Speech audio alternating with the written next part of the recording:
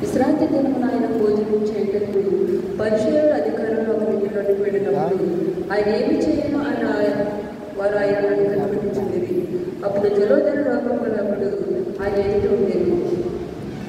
యేసు విశ్రాంతి దినమును స్వస్థపరచుటకు న్యాయమా కాదా అని ధర్మశాస్త్రోపదేశకులను పరిశీలన అడగగా వారు ఉండేది. అప్పుడు ఆయన వారిని చేరవేసి స్వస్థపరిచి కబురు వేసి, మీరు ఏదైనా గుట్టలో పడిన విశ్రాంతి దినమున దానిని పైకి తీయడా అని వారిని అడిగాను.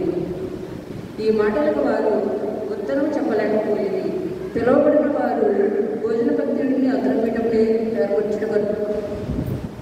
ఏర్పరచుకున్నట్టు చూచి ఆయన వారు ఉపమానము చెప్పాను.